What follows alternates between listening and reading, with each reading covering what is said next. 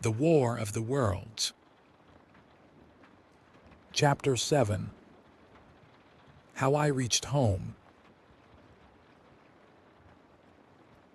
For my own part, I remember nothing of my flight, except the stress of blundering against trees and stumbling through the heather. All about me gathered the invisible terrors of the Martians. That pitiless sword of heat seemed whirling to and fro, flourishing overhead before it descended and smote me out of life. I came into the road between the crossroads and Horsell, and ran along this to the crossroads. At last I could go no further. I was exhausted with the violence of my emotion and of my flight, and I staggered and fell by the wayside. That was near the bridge that crosses the canal by the gasworks. I fell and lay still. I must have remained there some time. I sat up, strangely perplexed for a moment. Perhaps I could not clearly understand how I came there. My terror had fallen from me like a garment. My hat had gone, and my collar had burst away from its fastener. A few minutes before, there had only been three real things before me: the immensity of the night and space and nature, my own feebleness and anguish, and the near approach of death.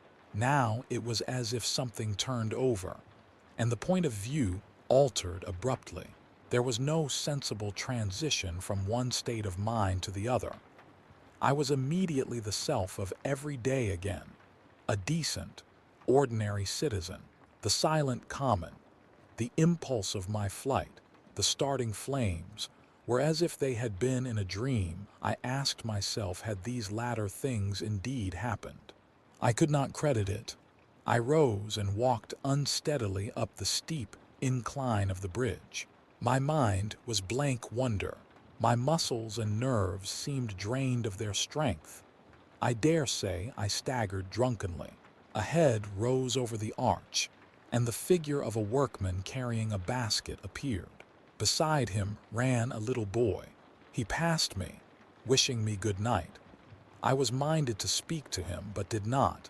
I answered his greeting with a meaningless mumble and went on over the bridge.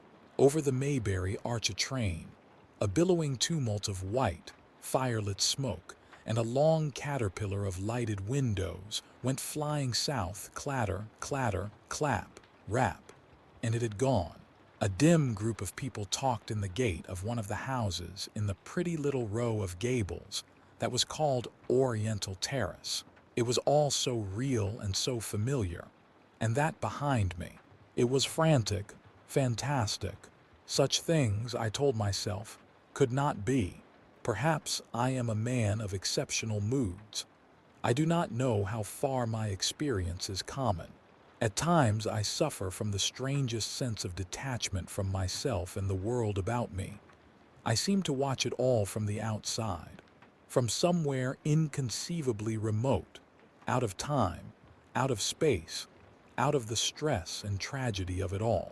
This feeling was very strong upon me that night. Here was another side to my dream, but the trouble was the blank incongruity of this serenity, and the swift death flying yonder, not 2 miles away. There was a noise of business from the gasworks, and the electric lamps were all alight. I stopped at the group of people. "What news from the common?" said I. There were 2 men and a woman at the gate. "They," said one of the men, turning. "What news from the common?" I said. "Dain't yer just been there?" asked the men. "People seem fair silly about the common," said the woman over the gate. "What's it all about?" "Haven't you heard of the men from Mars?" said I. "The creatures from Mars." "Quite enough," said the woman over the gate. "Thanks," and all 3 of them laughed. I felt foolish and angry. I tried and found I could not tell them what I had seen. They laughed again at my broken sentences. "You'll hear more yet," I said, and went on to my home. I startled my wife at the doorway. So haggard was I went into the dining room, sat down, drank some wine, and so soon as I could collect myself sufficiently, I told her the things I had seen.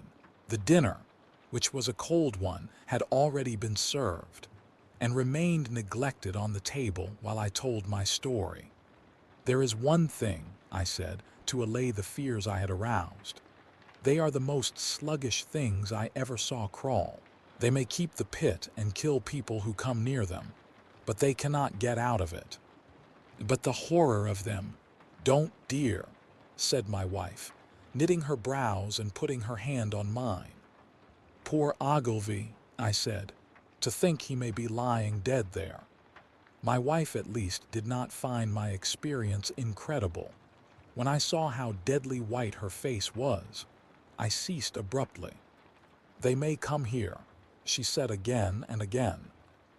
I pressed her to take wine and tried to reassure her.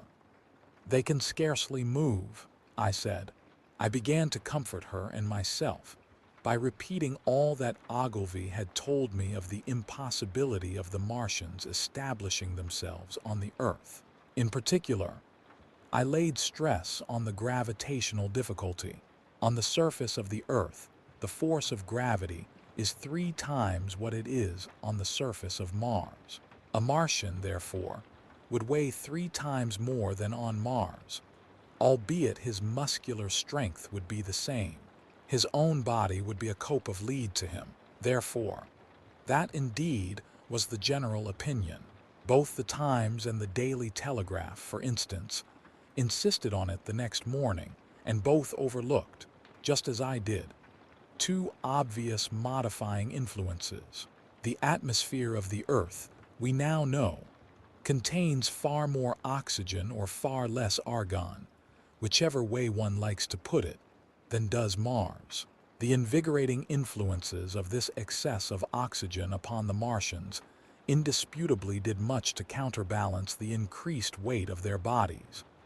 And, in the second place, we all overlooked the fact that such mechanical intelligence as the Martian possessed was quite able to dispense with muscular exertion at a pinch.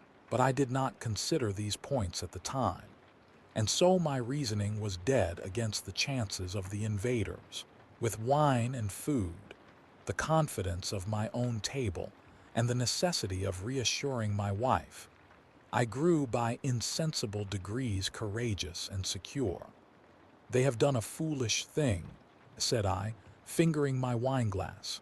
They are dangerous because, no doubt, they are mad with terror. Perhaps they expected to find no living things, certainly no intelligent living things. A shell in the pit, said I. If the worst comes to the worst, will kill them all.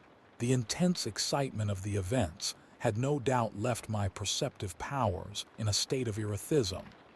I remember that dinner table with extraordinary vividness, even now.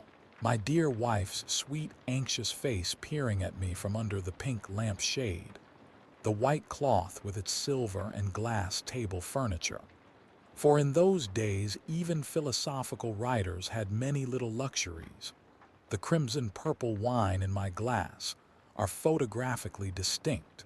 At the end of it, I sat, tempering nuts with a cigarette, regretting Ogilvy's rashness, and denouncing the short-sighted timidity of the Martians. So some respectable dodo in the Mauritius might have lorded it in his nest, and discussed the arrival of that shipful of pitiless sailors in want of animal food. We will peck them to death tomorrow, my dear. I did not know it, but that was the last civilized dinner I was to eat for very many strange and terrible days.